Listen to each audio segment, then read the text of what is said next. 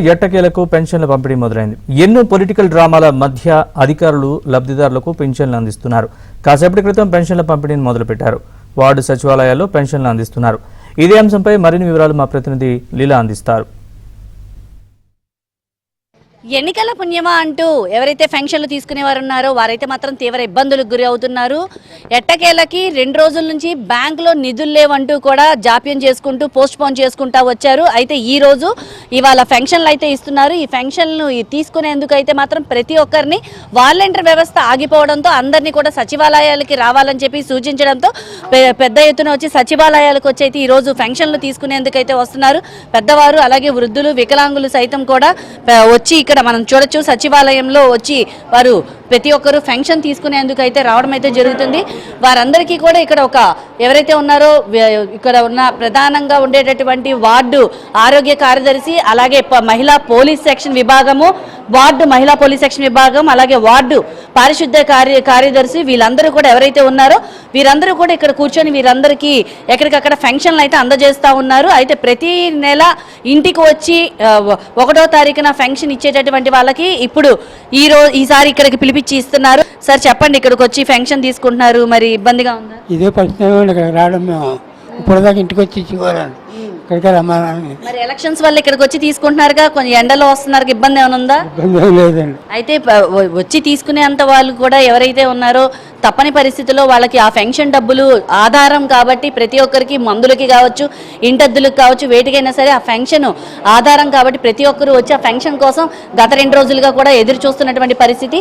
అయితే ప్రభుత్వ ఖాతాలో డబ్బులు లేకపోవడంతో 2 రోజుల పాటు జాప్యం చేస్తూ వచ్చారు. ఈ రోజు ఎట్టకేలకైతే మాత్రం పెన్షనర్లకైతే మాత్రం ఈ రోజు పెన్షన్ అందజేయడం అయితే జరుగుతుంది. వాలంటీర్లందరినీ కూడా ఆగిపోవడంతో వార్డు సచివాలయాల్లో వచ్చి వీరందరూ అంటే చుట్టుపక్కల ఉన్నటువంటి వాళ్ళు ఏ డివిజన్ వాళ్ళైతే వాళ్ళు ఆ డివిజన్లో ఉన్నటువంటి వార్డు సచివాలయాలకు వచ్చి ఈ రోజు పెన్షన్లు అందుకుంటున్నారు. కొంతమందిని అయితే ఈ రోజు మనం కొన్ని విజువల్స్లో కూడా చూసాం, మంచాలపైన మోసుకొని వెళ్ళి అంటే పెన్షన్లు కూడా రాజకీయం చేసేటటువంటి కోణంలో వైసీపీ ప్రభుత్వం చూసిందని మనకు అర్థమవుతుంది. ఎందుకంటే మంచాల మీద కూడా పెన్షన్దారులందరినీ కూడా ఎత్తుకొని తీసుకెళ్లి వాళ్ళందరికీ పెన్షన్లని సచివాలయాలకు తీసుకెళ్లి పెన్షన్లు ఇవ్వడం అనేది కూడా తీవ్ర ఇబ్బందులకు గురి చేశారు. ఎందుకంటే వృద్ధులు వికలాంగులు పెద్దవాళ్ళు సచివాలయాలకి వాళ్ళు రాలేనటువంటి పరిస్థితి. ఎందుకంటే వారందరూ కూడా ఈ ఎండాకాలం పూట అది మిట్ట మధ్యాహ్నం 4 గంటల సమయంలో బయటికి రావడం కష్టతరమైనప్పటికీ వారికి ఉన్న అవసరాలు వాళ్ళని సచివాలయాన్ని దాకా రప్పిస్తున్నాయి. అయితే వచ్చేటటువంటి వారు పెన్షన్ కోసం అంటే ఖచ్చితంగా 1వ తారీఖు పెన్షన్ అవసరం రీత్యా ఉన్న వాళ్ళైతే మాత్రం ఇక్కడ వికలాంగులు వృద్ధులు కూడా ఇక్కడికి వచ్చేస్తున్నారు సచివాలయానికి. ఎందుకంటే ఆ డబ్బుల కోసం గత 2 రోజులుగా ఎదురు చూస్తున్నారు. ఎందుకంటే ప్రభుత్వ ఖాతాలో చెప్పండి అమ్మా, ఏ రకంగా ఏమైనా ఇబ్బందికి గురవుతున్నారా? ఇబ్బంది ఏమి లేదులేండి, ముందుకు వస్తాయని వచ్చామండి. అది ఇంకేముందండి, అన్ని బాగానే ఉందండి. అంటే ప్రతి నెల ఇంటికి వచ్చి ఇచ్చేవాళ్ళుగా ఇప్పుడు మరి ఎండలో రావాల్సి వచ్చింది. మరి ఏం చేస్తామండి, ముందులు అవుతున్నాయండి, 2-3 ఏళ్ళు ముందులు అవుతున్నాయండి. అని వచ్చేప్పటికి ముందులు కన్నా గబుక్కుని వస్తాయని అలాగే వచ్చానండి, మెలిగి వచ్చా. అయితే ఈ ఎలక్షన్స్ నిమిత్తం ఎలక్షన్ కోడ్ అమల్లో ఉన్న నేపథ్యంలో వాలంటీర్ వ్యవస్థను అంతటి కూడా పూర్తి స్థాయిలో ఆపవేయడం అయితే జరిగింది.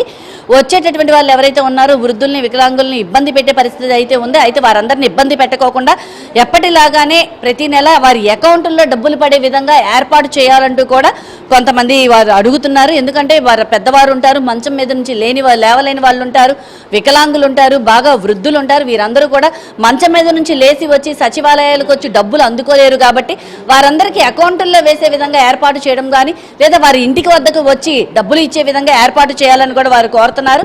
అదేవిధంగా వారికి సహకరిస్తామని అయితే మాత్రం సచివాలయ సిబ్బంది చెప్తున్నారు. కెమెరా పర్సన్ నాగరాజ్తో లీలా.